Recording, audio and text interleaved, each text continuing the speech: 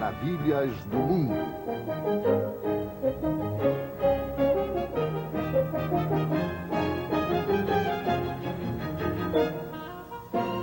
Maravilhas da Natureza. Eu acredito que uma folha de relva não seja nada menos do que uma obra das estrelas. Assim escreveu o poeta americano Walt Whitman. Quando o mundo natural e o reino dos sentidos conspiram entre si, nossa sensação de deslumbramento aflora. Esta esfera maravilhosa, esta terra, esta maravilha das maravilhas guarda em seu regaço lugares especiais, localidades no planeta onde a natureza revela sua verdadeira majestade.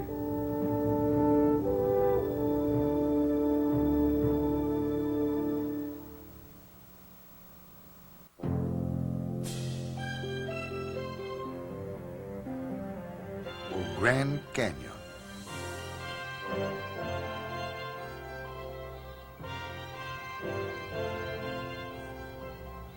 A história da Terra e a história da vida são reveladas como em nenhum outro lugar dentro do Grand Canyon. Variando de algumas centenas de metros a quase 2 quilômetros de profundidade e de 2 a mais de 35 quilômetros de largura, este abismo no planalto do noroeste do Arizona é como o molde de um artista para uma montanha invertida. Por sinal, Kaibá, o nome indígena do Canyon, significa montanha deitada.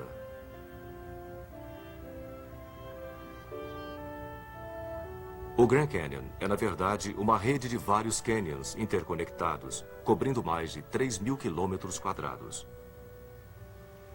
Grande parte é localizada em locais remotos, o que faz com que o canyon contenha territórios ainda inexplorados. Uma caminhada por uma trilha do canyon pode começar com neve de inverno no topo, passar por flores da primavera pelo caminho e terminar no calor escaldante do deserto no fundo do canyon. Mas uma caminhada pelo canyon é muito mais do que uma jornada rápida pelas estações do ano. Ela pode abrir a mente das pessoas para a dimensão do tempo nas transformações de nosso planeta e para a história da vida durante centenas de milhões de anos. Em 1963, o escritor Colin Fletcher tornou-se a primeira pessoa a percorrer toda a extensão do Grand Canyon, cerca de 443 quilômetros ao longo das margens do Rio Colorado. Mas esta distância é pequena perto da distância que ele iria percorrer em direção ao passado.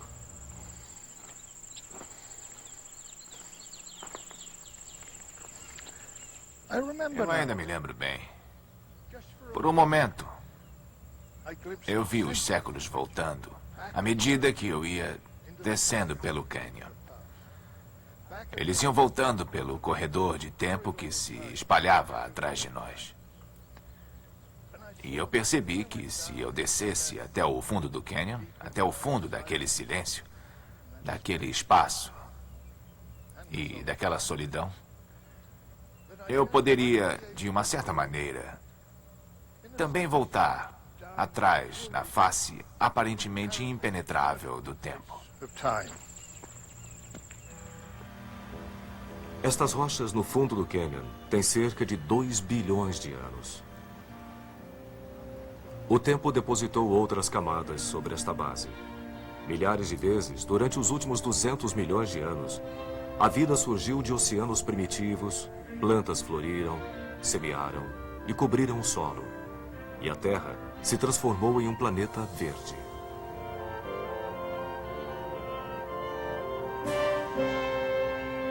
E pouco a pouco, o Planalto do Colorado começou a se erguer. Riachos separados que cortavam o Planalto se juntaram e se transformaram no poderoso Rio Colorado. Este então foi o grande escultor que desbastou e esculpiu o canyon. A elevação do solo e a força rápida do rio, junto com outros fatores erosivos, finalmente trouxeram à tona uma das maravilhas do mundo, o Grand Canyon, um abismo que nos permite vislumbrar metade da história da Terra.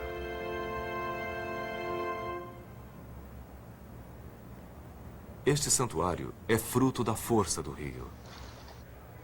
E esta caverna também.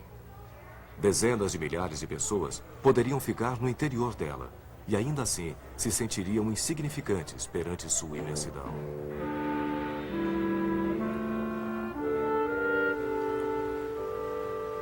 O poderoso Rio Colorado continua a esculpir sua obra-prima.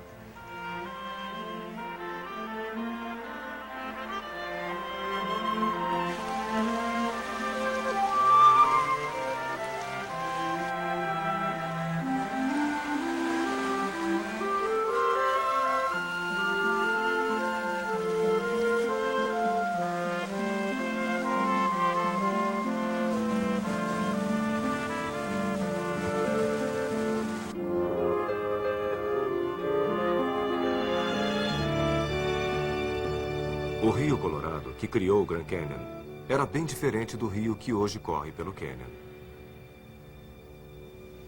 Era um rio de águas barrentas, quando o padre Francisco Garcês, um jesuíta, o batizou de Colorado em 1776.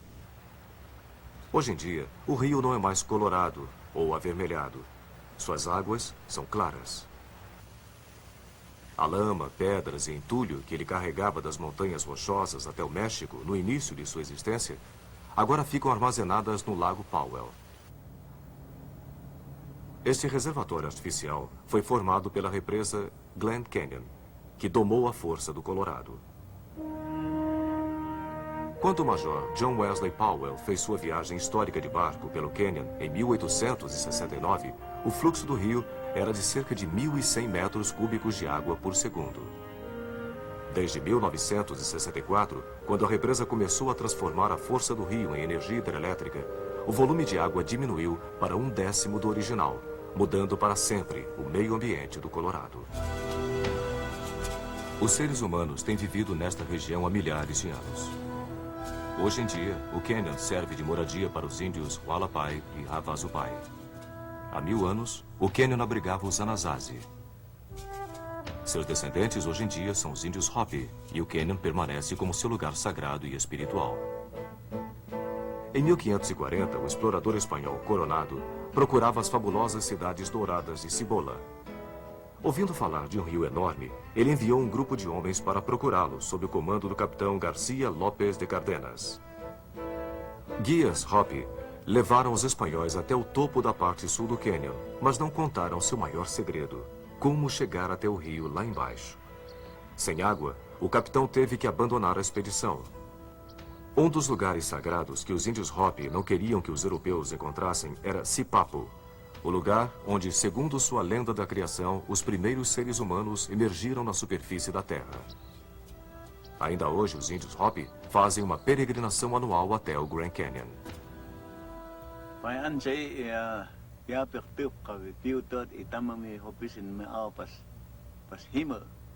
Este Grand Canyon é muito sagrado para nós,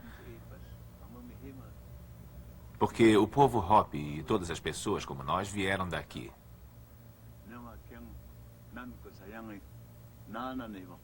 Porque nós temos Sipapo aqui. É aqui que nós viemos rezar. Nós juntamos sal, tintas para pinturas, ervas e plantas para usar em nossas cerimônias. Para os Hopi, o Sipapo, seu lugar de origem na Terra, é uma lembrança constante da origem comum de todos os povos da Terra. Para as outras pessoas que vêm até aqui, o Grand Canyon é um tipo de Sipapo. Este imenso canyon dá à vida humana sua real dimensão e nos mostra que este é apenas um instante perdido na imensidão do tempo.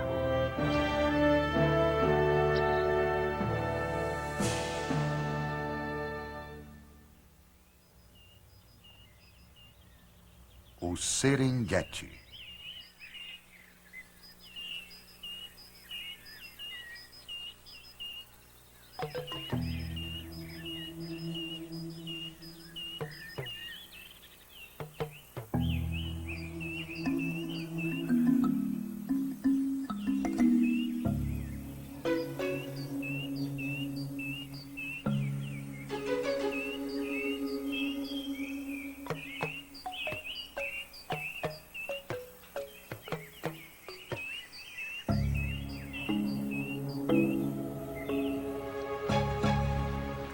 Esta é a terra do amanhecer, o Serengeti. Nas planícies verdejantes desta savana africana, criaturas extraordinárias viram a luz do dia pela primeira vez. Um descendente dos dinossauros, virtualmente sem modificações há mais de 190 milhões de anos. Um mamífero que cresce até 6 metros de altura.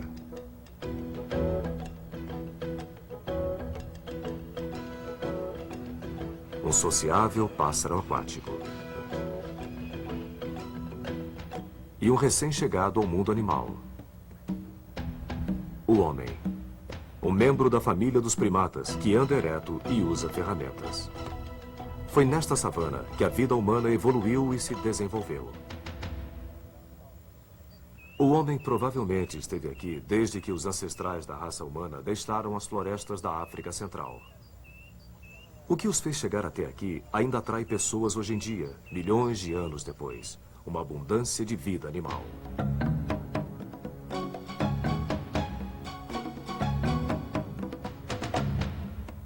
A tribo Maasai chama esta planície de Serengeti, ou Grande Espaço Aberto.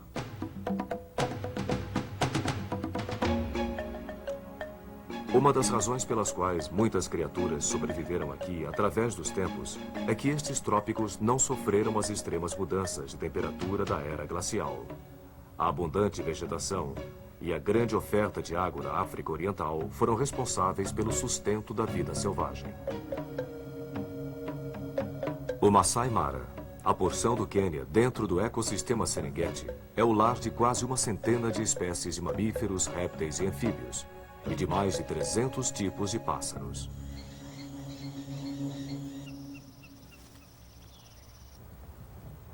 Muitas pessoas vêm para a África Oriental para ver os 5 grandes elefantes africanos, rinocerontes negros,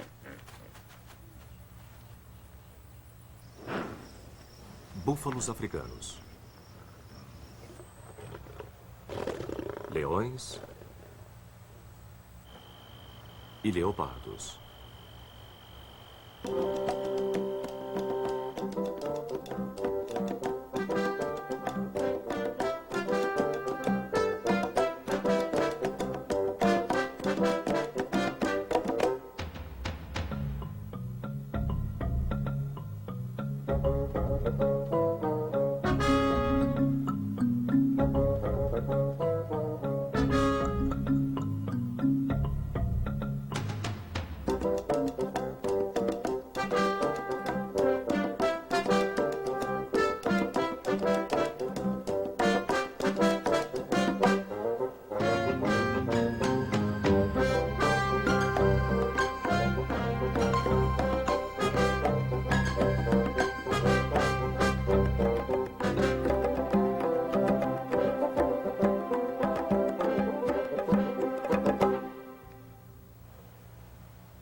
Não era como um rebanho de gado ou de ovelhas, porque era selvagem. Escreveu a aviadora Beryl Markham em sua autobiografia West with the Night. E carregava a marca da vida selvagem e a liberdade de uma terra que ainda é mais da natureza do que do homem. Ver 10 mil animais selvagens e não marcados pelos símbolos do comércio humano é como escalar uma montanha virgem pela primeira vez, ou como descobrir uma floresta sem caminhos ou pegadas, ou a marca de um machado. A cada verão, milhares de zebras e mais de 1 milhão de gnus migram para o norte em direção ao Masai Mara. Este espetáculo anual é um dos maiores shows da Terra. Devido à sua quantidade, os gnus geralmente são a atração principal. Com sua cabeça de touro e flanco de cavalo, os gnus, ou gnus de barba branca, são uma impressionante atração. Descritos certa vez como algo feito de diversas partes sobressalentes reunidas por um comitê, Os gnus viajam aproximadamente 1.600 quilômetros a cada ano em busca de água e pasto verde.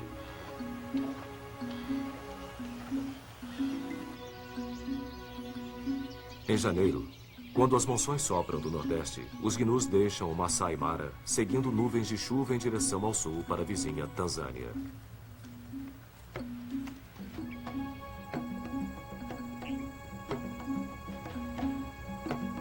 Com eles, vêm animais companheiros de viagem.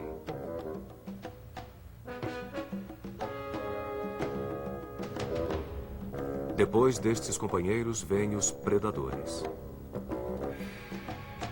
E depois dos predadores, os carniceiros.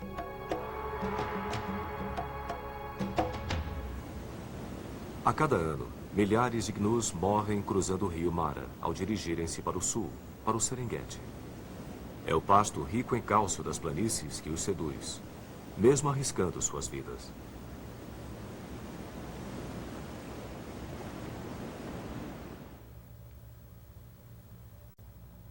A planície Serengeti estende-se entre o Lago Vitória e as terras altas do Lago das Crateras.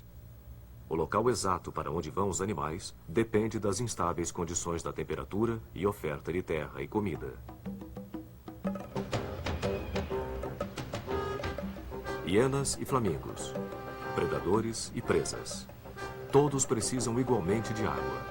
Cada animal, da sua maneira, precisa decifrar a maior charada da vida: como alimentar-se sem servir de alimento.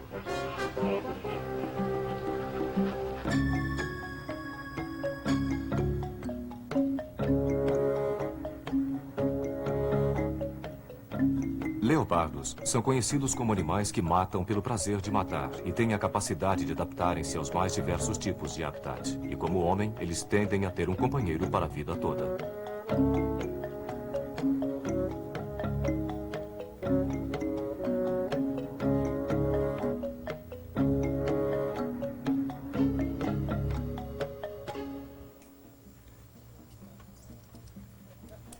O onívoro homem está no topo da cadeia alimentar. Durante um certo tempo, os Maasai foram nômades, seguindo rebanhos selvagens através do Serengeti. De acordo com a tradição Maasai, Enkai, o criador, deu pasto, animais e leite para usufruto do seu povo. Embora os Maasai considerem que têm o direito de caçar toda a vida selvagem daquela região, eles são conservacionistas por natureza e geralmente caçam apenas búfalos e gazelas.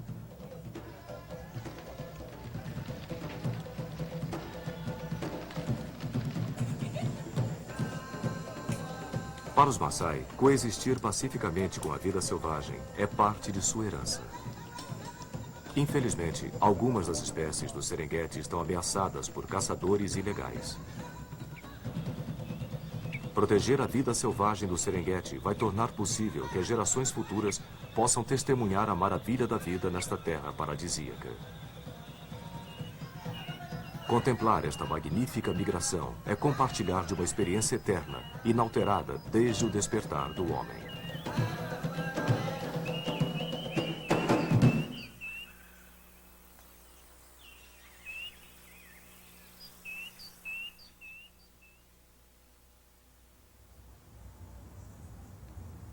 O Saara.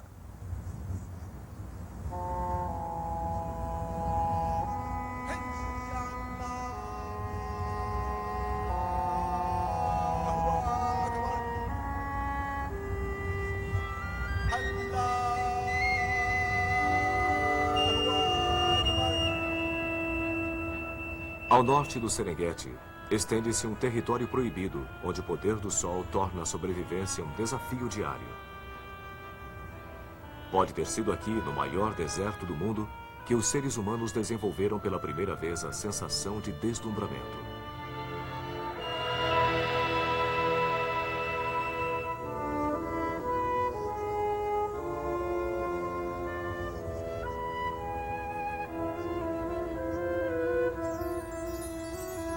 Este é o Jardim de Alá. No islamismo, diz-se que Alá, o Senhor, retirou toda a vida animal e humana deste local para que ele pudesse caminhar em paz. Qual é realmente o tamanho deste santuário chamado Saara? O deserto zomba da nossa noção de fronteiras. Na verdade, as fronteiras de vários países no Saara são literalmente linhas na areia. Quão grande ele é depende não só de como o definimos, mas também de quando medimos. Com o passar do tempo, ele encolhe e se expande. Diversos fatores determinam o tamanho de um deserto: correntes de vento, número de animais herbívoros e, principalmente, a quantidade de chuva.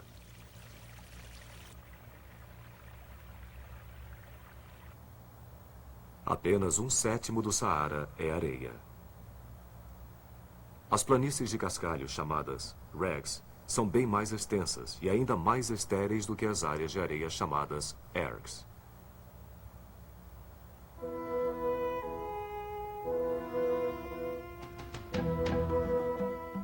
Escavações em pedras feitas por caçadores pré-históricos revelam que esta região foi um dia uma planície verdejante com vida selvagem, como no Serengeti. Estas imagens provam que a vegetação foi um dia abundante aqui. Por volta do ano 8000 a.C., esta região começou sua lenta transição para o deserto. Rebanhos de camelos selvagens fizeram do deserto sua casa. Povos nômades, talvez os ancestrais destes tuaregues, domesticaram o camelo, que é um animal admirável. Um camelo pode carregar até 500 quilos. Consegue sobreviver sem beber nada por até 10 meses. Mas ao contrário do mito, os camelos não estocam água em sua corcova. As corcovas são reservatórios de gordura que lhes dão energia quando não há comida disponível. Antes dos carros conquistarem os continentes e aviões tornarem o globo pequeno, as caravanas cruzando a África setentrional serviram como uma rede de comércio que conectou os povos da África, Ásia e Europa. Fundada pelos tuaregues no século XV, Agadez, uma cidade na República do Níger, é um centro comercial. Apesar de todos os confortos da vida urbana, estas pessoas de véu amam o deserto acima de tudo. Viver no deserto com os camelos e as ovelhas é o modo de vida dos tuaregues. Nós só viemos para a cidade quando precisamos de alguma coisa.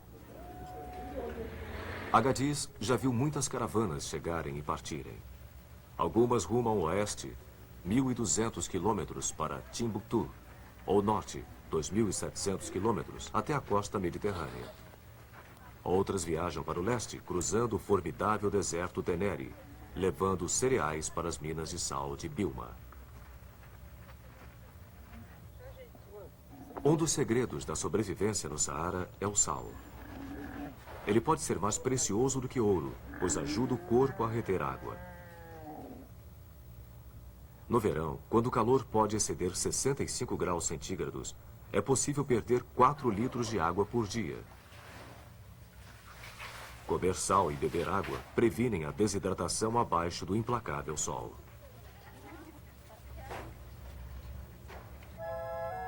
O deserto é como um oceano. Embora o que seja mais abundante no oceano, seja escasso aqui. No Saara, dunas podem acumular centenas de metros de altura e estender-se por mais de 150 quilômetros. As dunas movem-se sob o domínio dos ventos. Como uma onda, elas avançam, apenas mais vagarosamente, talvez 30 centímetros por dia, à medida que os ventos levantam os grãos de areia por sobre as encostas e acima das cristas das dunas. Esta imensidão carece de sinais que orientem o viajante. O horizonte estende-se uniformemente por centenas de quilômetros. Em um terreno como este, um ponto de referência é raro e valioso. Um erro pode ser fatal.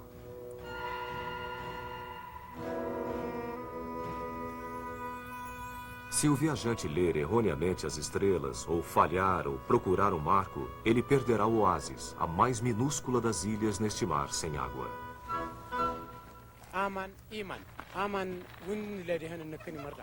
Água é vida. Nada pode viver sem água.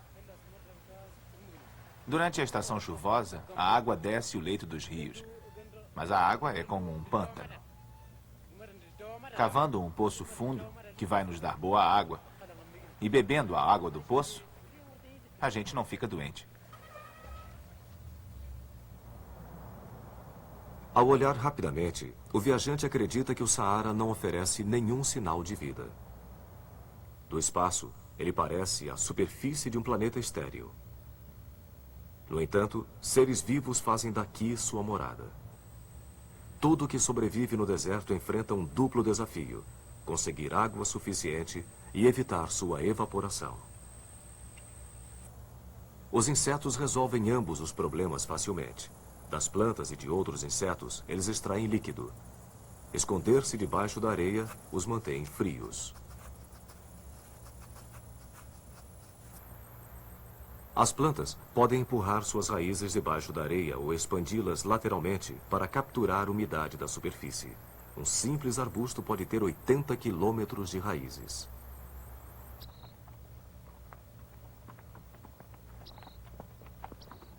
Para os habitantes humanos do deserto, a sobrevivência geralmente depende de fatores além do controle deles. A distância até o poço mais próximo, a força de um camelo, um encontro inesperado com um estranho, tudo pode significar a diferença entre vida e morte. Não é surpresa que uma expressão comum seja Inshallah, se Deus permitir.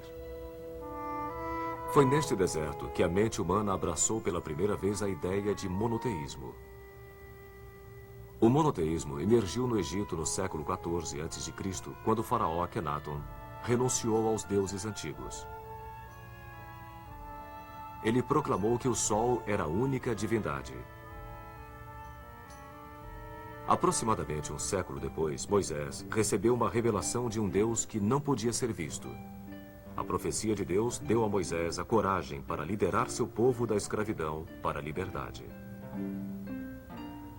No deserto do Sinai, os hebreus fizeram sua aliança com o Ser Supremo, abandonando todos os outros deuses. 2000 anos depois, no deserto árabe, Maomé, o fundador do islamismo, também teve uma revelação. Ele proclamou que só havia um único Deus, Alá. Esta crença espalhou-se rapidamente pelo Saara, onde as distâncias impediam apenas aqueles a quem faltava vontade, habilidade e fé para atravessá-lo.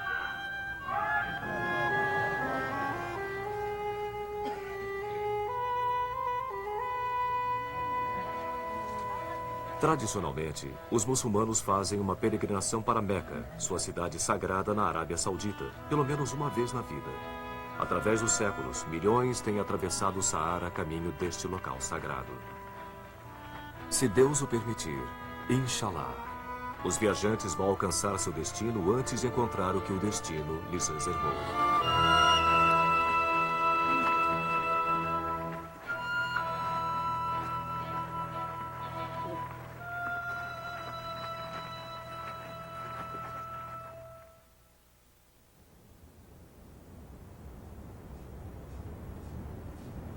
As Cataratas do Iguaçu.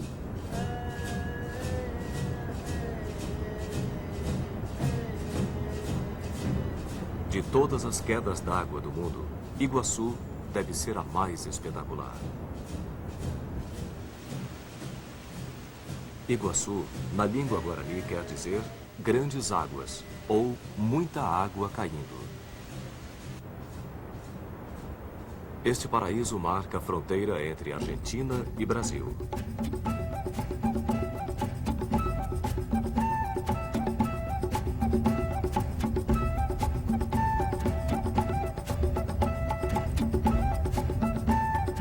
O povo indígena desta terra, os guaranis, também chama estas quedas de o lugar onde as nuvens nascem. Um rico ecossistema rodeia as cataratas do Iguaçu. Da chuva abundante na floresta, do rio que refresca, a água nutre uma imensa variedade de seres vivos. Árvores de várias espécies. Trepadeiras em flor. Orquídeas. Borboletas multicoloridas. tucanos, araras e papagaios de exóticas variedades e cores.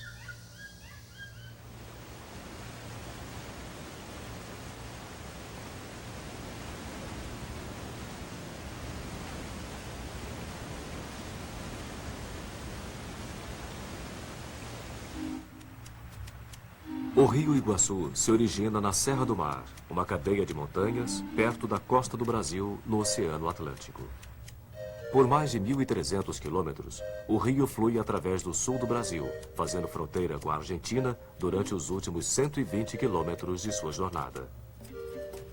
Fazendo seu caminho sobre o Planalto do Paraná, cortado por córregos, o Iguaçu cresce em volume. A terra e as pedras que ele traz do solo da floresta dão ao rio sua cor distinta. Sua queda é a mais dramática na América do Sul. A maior parte do rio Iguaçu deságua em um profundo e estreito cânion, conhecido como a Garganta do Diabo.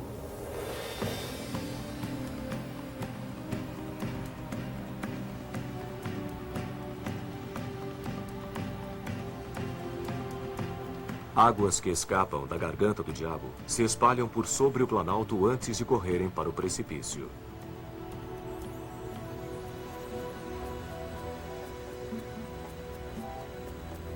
Cada queda tem o poder de hipnotizar aqueles que a veem, à medida que a água despenca em um abismo de pedra e névoa. Em um dia de sol, inúmeros arco-íris aparecem e somem por dentro das nuvens. A luz refratada cria esta contínua dança de cores.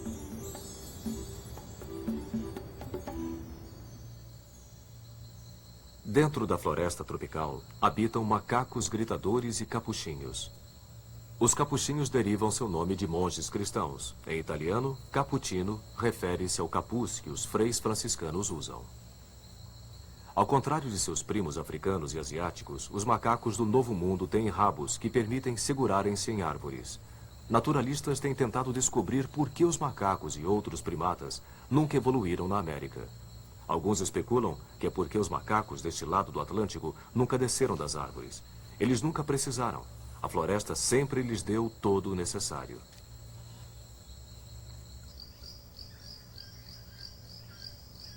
Sobre o topo das árvores voam os tucanos. Pássaros sociáveis, eles empolleiram-se em comunidade. Tanto os pássaros fêmea quanto os machos têm uma bela plumagem.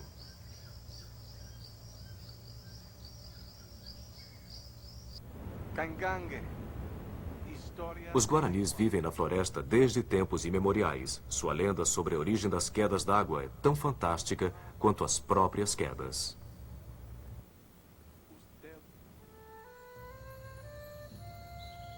Um dia, há muito tempo, o deus que vive na floresta viu Naipur, a filha de um curandeiro.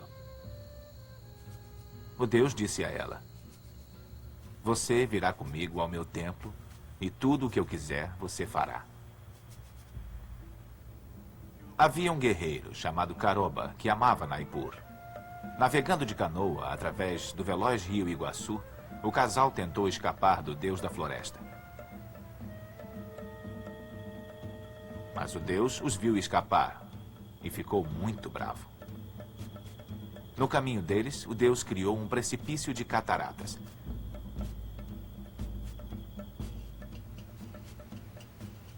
A canoa naufragou na cachoeira.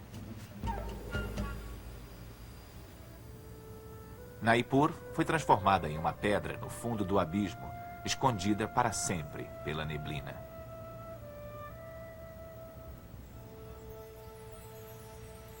Na margem, Caroba foi transformado em uma árvore, condenado a fitar para sempre a face da cascata, esperando vislumbrar, mesmo que rapidamente, a beleza velada de Naipur.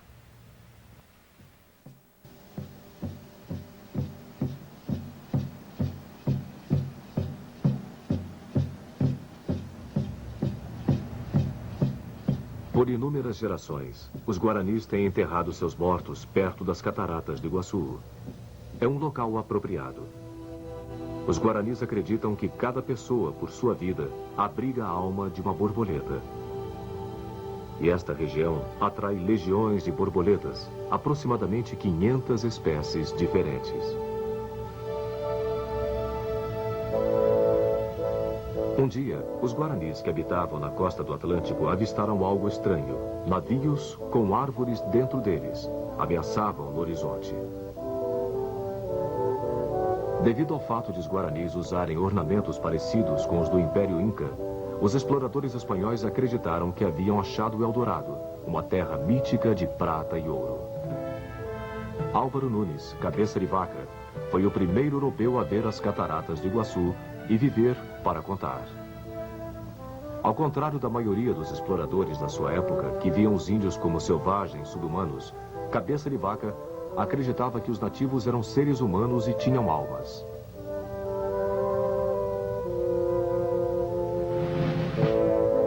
Enquanto liderava 276 homens através da floresta, Cabeça de Vaca punia qualquer um que machucasse um nativo. Em janeiro de 1541, os espanhóis chegaram à vertente do Iguaçu. Nós estávamos andando pelo território dos índios guaranis, todos os quais receberam-nos com muito prazer. Eles nos trouxeram milho, galinhas, mel e outras provisões. Guias guaranis contaram ao explorador que uma tribo hostil de nativos poderia atacá-los perto das grandes águas. O explorador dividiu seus homens. A maioria deles foi pelas margens com seus cavalos. 80 homens foram com Cabeça de Vaca em canoas. Eles desembarcaram perto da base da cascata. Aquela água cai com tamanha força que sua espuma sobe a uma altura de mais de 6 metros. Por isso foi necessário tirar as canoas da água e carregá-las por terra até depois da queda de água. Abaixo das cataratas, os espanhóis encontraram guaranis pintados e ornamentados com penas. Eles carregavam arcos e flechas, estavam vestidos para a guerra. Mas a visão de homens a cavalo aterrorizou os guerreiros. Para eles, os espanhóis eram estranhas bestas, metade cavalo e metade homem. Mas Cabeça de Vaca acalmou-os, falando através de intérpretes e oferecendo presentes.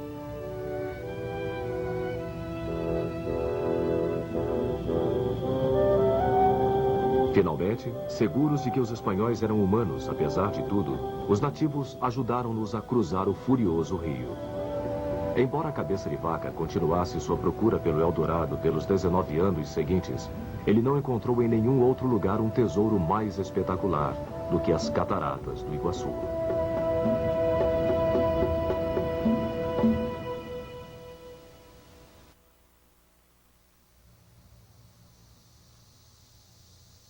Rio Amazonas.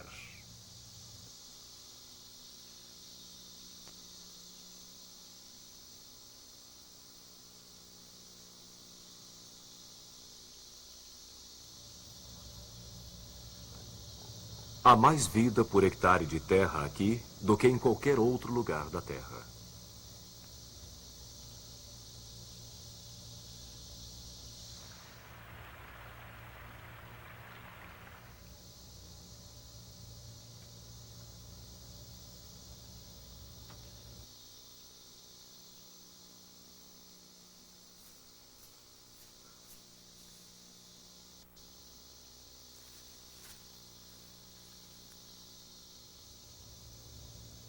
Aqui, onde centenas de tipos de árvores miram o céu, a floresta amazônica inteira é, de uma certa forma, uma vasta e entrelaçada árvore da vida. Uma árvore sozinha pode dar abrigo a 400 espécies de insetos.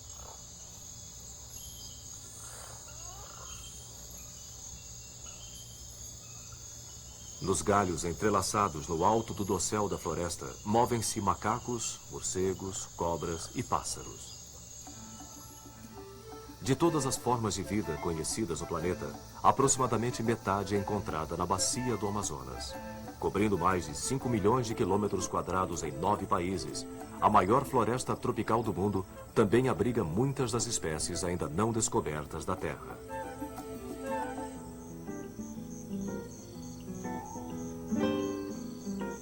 A floresta tropical, para os olhos do leigo, parece paradoxalmente monótona.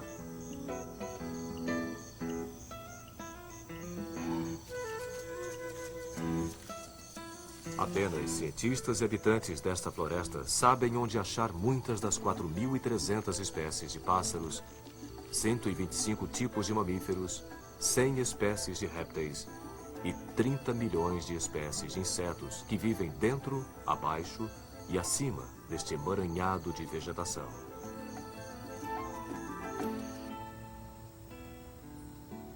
Muitos animais vivem 10 metros ou mais acima do solo, entre galhos tão grossos que estas criaturas do topo estão frequentemente fora de visão, até mesmo dos animais do seu tipo. Esta preguiça de 3 dedos cresce comendo folhas de árvores. Ela fica pendurada quase imóvel por semanas, justificando seu nome. No chão, a preguiça não pode nem caminhar, nem ficar em pé, mas ela pode nadar.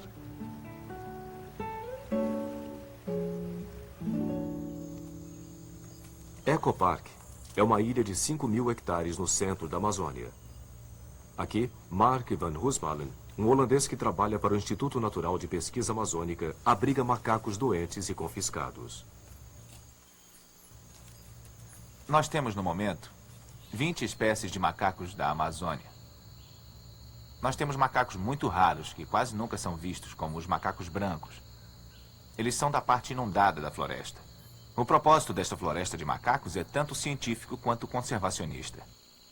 Eu gostaria de trazer espécies em extinção para este habitat natural, onde eles podem acumular o conhecimento da floresta a fim de sobreviver.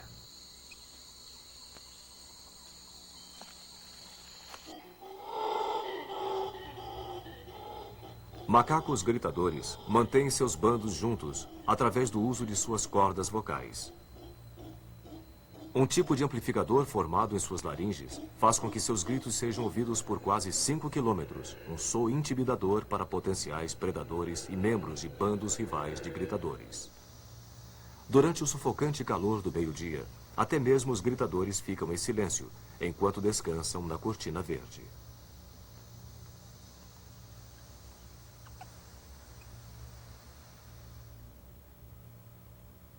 Há 125 milhões de anos, o rio Amazonas e o rio Níger da África eram provavelmente um só rio, fluindo para o oeste e para o Atlântico, através da Gondwana. Então aquela gigantesca massa de terra, que continha os atuais continentes da África, Eurásia, Austrália, Antártida e Américas, começou a se despedaçar. À medida que movia-se para o oeste, a América do Sul bateu contra uma placa tectônica que esconde-se no fundo do Pacífico Sul. Esta colisão com a placa de Nazca forçou os Andes a elevarem-se. Agora, bloqueado por uma barreira impenetrável, incapaz de correr às poucas centenas de quilômetros a oeste em direção ao Oceano Pacífico, o rio espalhou-se para o leste, formando um mar interno. Eventualmente, ele abriu caminho até o Atlântico, resultando no rio Amazonas, que com mais de 6.000 quilômetros de extensão, é o maior rio do mundo. Há mais tipos de pássaros na bacia amazônica do que em qualquer outro lugar no globo. Muitos alimentam-se dos insetos que proliferam neste clima. Os trópicos não têm o melhor inseticida da natureza, clima frio. As plantas protegem-se de infestação produzindo potentes produtos químicos, alguns dos quais com propriedades medicinais. Los ribereños de las zonas lo conocen como achiote. As pessoas ao longo do rio chamam esta seiva de achote. Nos ensinaram que a savia desta planta se Cientistas nos dizem que isto pode ser usado para curar conjuntivite.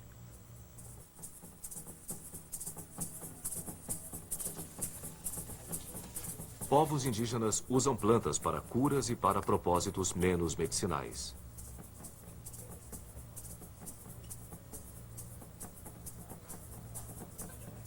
Nativos da Amazônia põem curare nas pontas das flechas como veneno. Curare desacelera o coração. Uma dose mortal o para imediatamente.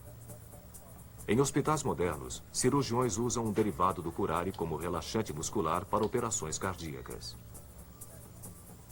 Em um esforço para criar cópias sintéticas, cientistas coletam plantas que povos indígenas usam. Cada propriedade destas plantas é cuidadosamente analisada na esperança de descobrir o segredo de sintetizar suas químicas capazes de curar. Um dos paradoxos da bacia amazônica é que o solo que suporta esta profusão de vida, 100 toneladas de biomassa por hectare, é árido, virtualmente um deserto. A maioria dos nutrientes deste ecossistema é encontrada no alto, 10 metros acima do chão da floresta. Organismos lá em cima dos galhos decompõem-se rapidamente no calor úmido, provendo nutrição para novas vidas. Esta floresta é um organismo gigante que recicla nutrientes e umidade a uma velocidade muito rápida. À medida que a luz do sol aquece as árvores, vastas quantidades de vapor elevam-se da cobertura da floresta. As nuvens reúnem-se e chuvas torrenciais, às vezes 2.500 mililitros por ano, reabastecem o fluxo de água. 1/5 de toda a água doce da Terra flui pela bacia amazônica. Um único afluente, o Rio Negro, carrega mais água do que todos os rios da Europa juntos. As florestas ao redor do Rio Negro são constantemente inundadas. À medida que as águas retrocedem, matéria orgânica flui para o rio, dando ao Rio Negro sua cor escura. A confluência do Negro com o Amazonas, perto de Manaus, é o local de água doce mais rico para a pescaria do mundo. E dá vazão a uma diversidade de peixes muito maior do que em quaisquer outras águas na Terra.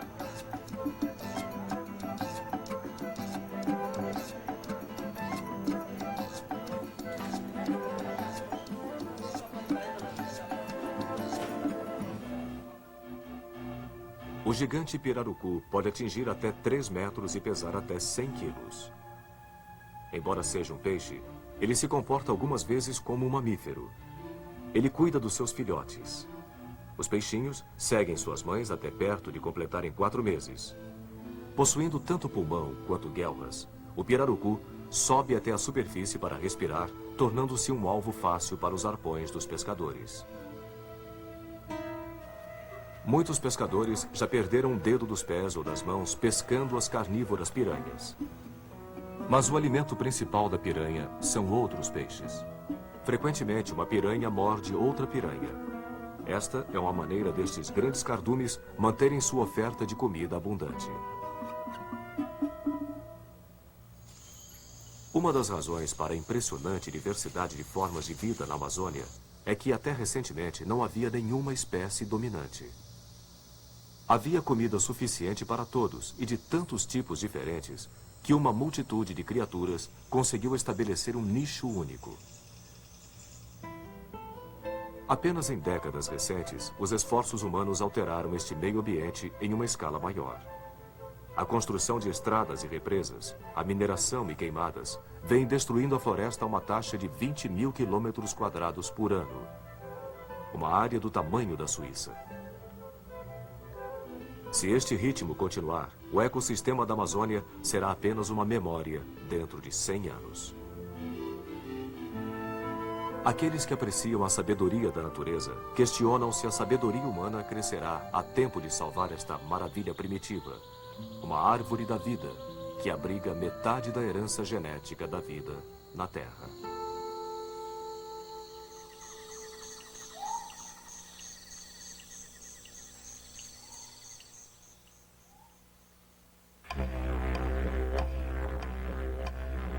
Ayers Rock.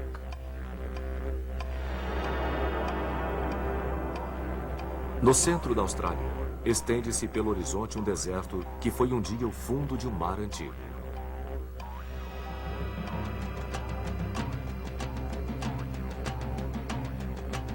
Então, subitamente, uma ilha de pedra aparece.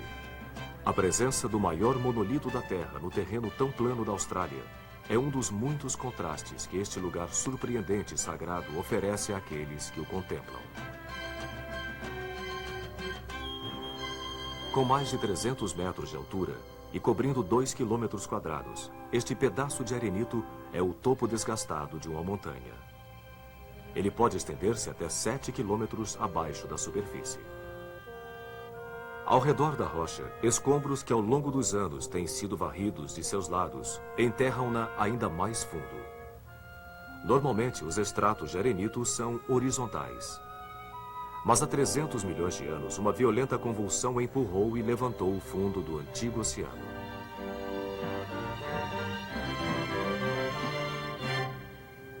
Desde então, a erosão tem feito ranhuras entre as camadas verticais.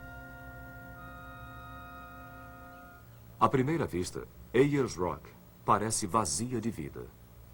Mas, de uma certa forma, ela é um vasto oásis. Em volta dela, cresce uma abundante fauna, nutrida por água que cai de suas paredes durante tempestades no deserto. As manchas que aparecem verticalmente por toda a sua superfície, devido às chuvas, permanecem um longo tempo após a água secar. Na base da rocha fica Mutijulu, ou Mag Springs. Os aborígenes caçam há muito tempo aqui.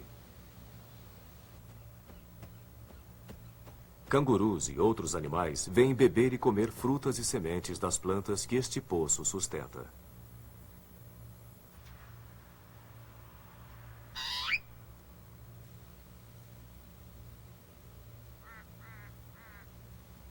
Esta montanha-ilha tem dois nomes, Ayers Rock e Uluru.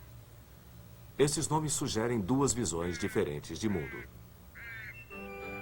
Um explorador do século XIX, W.C. Goss, deu à rocha seu nome colonial para honrar Sir Henry Ayers, o primeiro-ministro da Austrália Meridional naquela época. Embora Ayers nunca tenha sido dono da rocha, o nome Ayers Rock traz à mente o difundido conceito europeu de que pode-se possuir pedaços da terra, de que parte do mundo natural poderia pertencer a qualquer ser humano.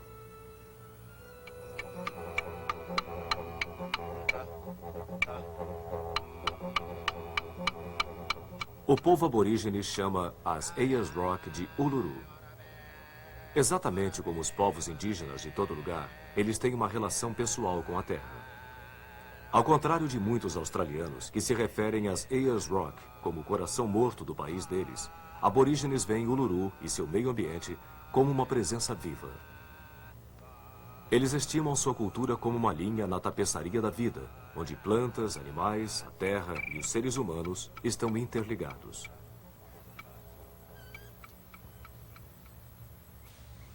O deserto abriga muitas formas de vida, incluindo o espinheiro do diabo, o canguru e o espinhoso lagarto do deserto. Aborígenes usam as raízes do espinheiro do diabo para fazer as hastes das suas lanças. Outra planta, o arbusto espinhoso, é a fonte de betume colante que este homem está fazendo. O betume pode colar uma ponta de lança à sua haste ou uma aba a uma xícara. Povos aborígenes trabalham com a equipe do Parque Nacional Australiano para que não aborígenes possam aprender e respeitar as tradições indígenas da sua terra. Isso aqui é Kitty, a cola que é usada para grudar a pedra na ponta da ferramenta para que você possa usar a pedra para cortar a carne. Kitty.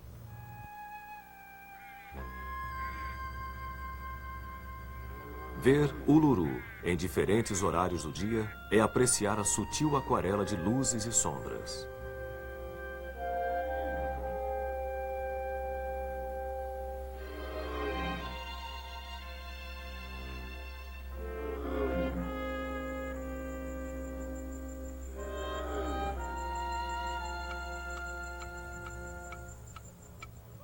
À medida que as horas passam, um espectro de cores é revelado debaixo deste céu do sul. Assim como outras paisagens no seu mundo, Uluru lembra aos aborígenes o tempo dos sonhos, uma tradição oral que é a base de sua herança e cultura. Por dezenas de milhares de anos, aborígenes de áreas próximas têm vindo a Uluru. Aqui, eles conduzem cerimônias que trazem à vida o nascimento do seu mundo, quando seres ancestrais criaram as características desta paisagem. Os lugares onde os aborígenes fazem estas cerimônias sagradas são fechados a visitantes não aborígenes. Mas alguns lugares antigamente usados para cerimônias indígenas estão abertos para visitação. Rochas pulverizadas misturadas com água e outros materiais naturais criam estas cores. Para os aborígenes, estes desenhos nas cavernas estão repletos de significados e carregados de poder. Como a arte pré-histórica de caverna em Lascaux, França, esta linguagem de imagens pode ter se originado há dezenas de milhares de anos.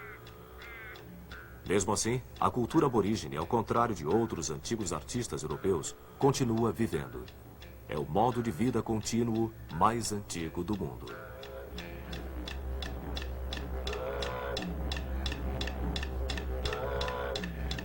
Aborígenes como o povo Mala cantam sobre espíritos ancestrais, como o canguru-lebre, e suas cerimônias são ainda observadas na rocha. Assim como o clã Tapete de Cobras, de quem a tribo Pichan-Chachara descende.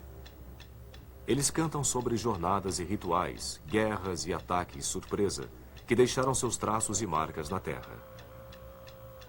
Conhecer estas músicas é conhecer a geografia espiritual do interior.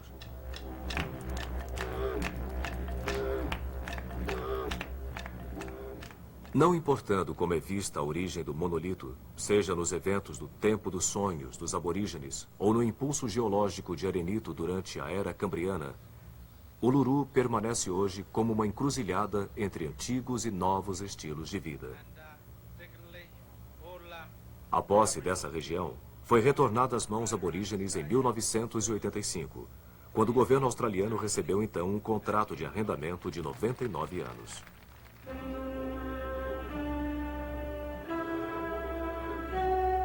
Para qualquer um que experimente este lugar, Uluru, ou Ayers Rock, é um marco para a visão de natureza e capacidade de maravilhar-se de qualquer pessoa.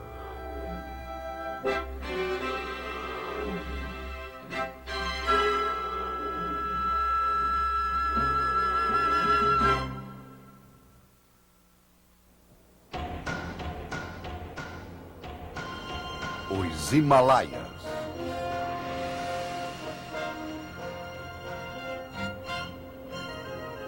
A majestade destas montanhas faz delas o símbolo da continuidade. Os Himalaias são um santuário onde as pessoas quase podem alcançar os deuses e onde os deuses comungam com as estrelas. Esta cordilheira, que contém os mais altos picos do mundo, muda em diversas maneiras. A erosão continuamente desgasta estas montanhas. A cada ano, os rios que se originaram nos Himalaias carregam enormes quantidades de rochas, fragmentos de florestas e solo para dentro do Oceano Índico. Os Himalaias também crescem. Uma colisão entre duas grandes massas continentais criou estas montanhas. E a colisão continua ainda hoje. À medida que a placa indo-australiana, que se move para o norte, choca-se com a placa da Eurásia, os Himalaias aumentam quase 1 centímetro a cada ano.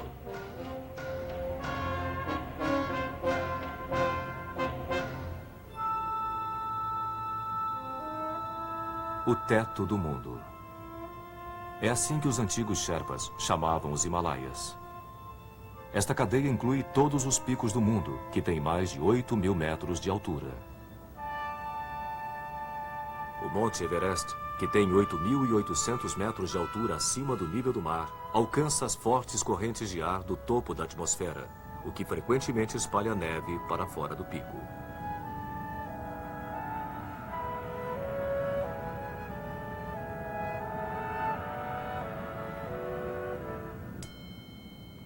O povo do Nepal conta uma lenda sobre a criação dos Himalaias.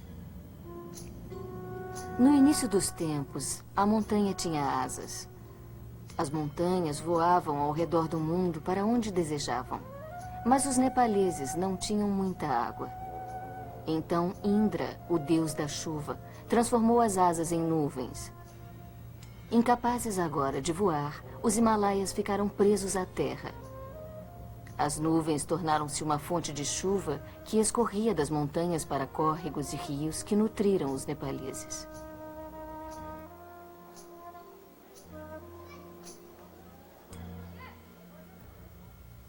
Muitos que vivem nos Himalaias acreditam que estas montanhas são a residência de seres sagrados. Elas são o lugar onde mortais e imortais podem meditar e buscar conselhos sábios. Para alguns, as próprias montanhas eram divindades. O nome tibetano para Monte Everest, Chomolungma, significa deusa mãe do mundo. Os nepaleses as chamam de Sagarmatha, significando aquele cuja cabeça toca os céus. Na região do Himalaia, floresceram várias das grandes religiões do mundo, incluindo o hinduísmo e o budismo.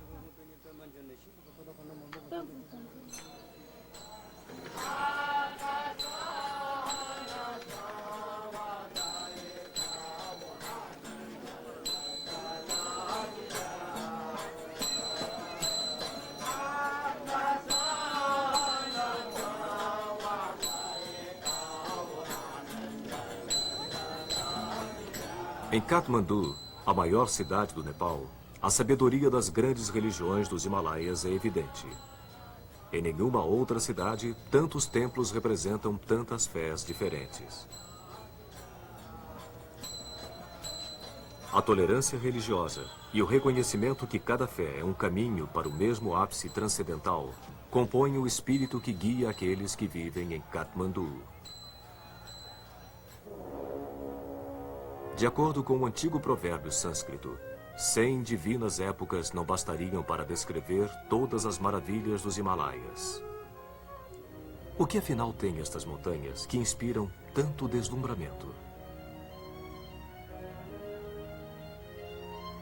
Sua altura transcendental. A habilidade de uma nuvem fazer uma montanha desaparecer, sugerindo os mistérios além da percepção. O contraste entre neve e sombras, claro e escuro. O desafio de uma trilha na montanha. Saber que a qualquer instante um passo em falso ou uma avalanche podem acabar com a vida.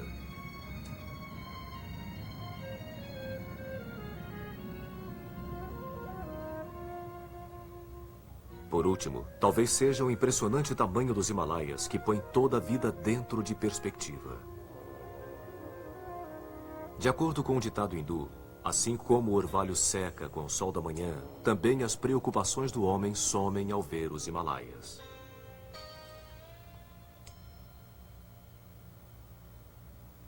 Ironicamente, os Himalaias, que inspiram um sentimento de unidade entre homens e natureza, tornaram-se um símbolo da conquista da natureza pelo homem. A montanha mais alta do mundo foi medida por pesquisadores britânicos em 1852. Eles a denominaram em homenagem a um pesquisador-chefe, Sir George Everest. Dali em diante, subir até o topo quase 9.000 metros de altura tornou-se o sonho de montanhistas de todas as partes. É preciso conquistar, alcançar, chegar lá em cima. É preciso conhecer o topo para convencer-se de que é possível vencê-lo e saber que não existe sonho que não deva ser ousado. Assim escreveu George Mallory, que quando perguntado sobre por que havia tentado escalar o Everest, respondeu: porque ele está lá. Foram os Sherpas, um povo nativo do Tibete, que possibilitou aos ocidentais escalar o Monte Everest. Como guias montanhistas, eles contribuíram com sua particular habilidade em grandes altitudes, sua força que os capacitou a carregar pesadas cargas e sua devoção desinteressada ao bem-estar daqueles com quem viajavam. Por um século, muitos montanhistas Sherpas e ocidentais tentaram escalar a deusa mãe do mundo. Muitos morreram na tentativa. Finalmente, em 29 de julho de 1953, um neozelandês, Edmund Hillary, e um Sherpa, Norgay Tenzing, partiram do seu acampamento a 8.000 metros de altura para o pico. Correu tudo bem.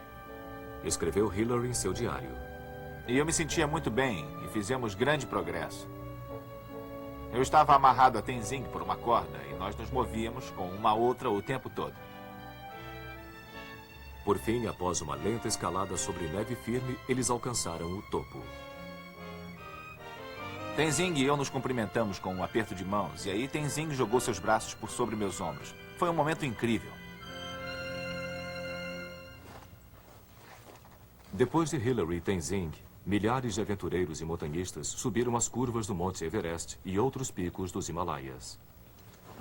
Por precisarem de lenha, estas expedições logo devastaram as florestas das montanhas, expondo o solo a uma severa erosão.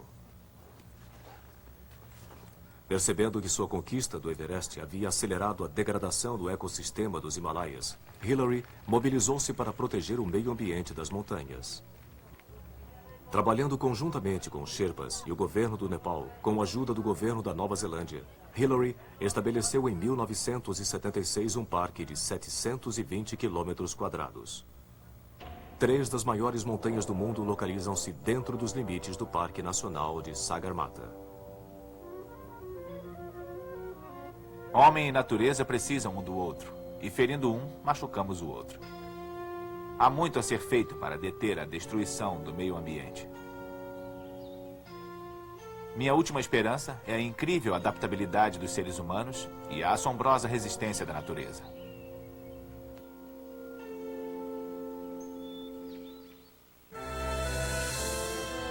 Alguns esplêndidos, outros austeros, mas todos magníficos tesouros. Estes milagres da criação chegam a nós como presentes, não para possuir ou explorar, mas para guardar em segurança para inúmeras gerações por vir. Que estas maravilhas da natureza nos inspirem a capacidade de maravilhar-se e a sabedoria que nós precisamos.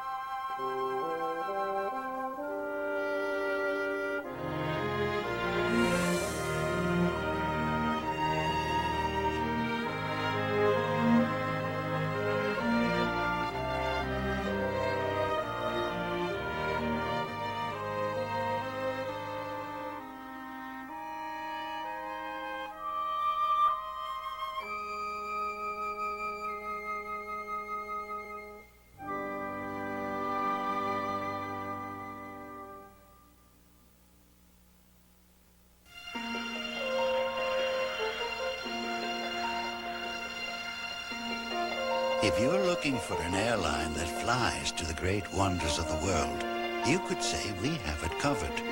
Because Lufthansa flies to 180 cities in 82 countries around the world. Lufthansa. Worldwide and worldwise.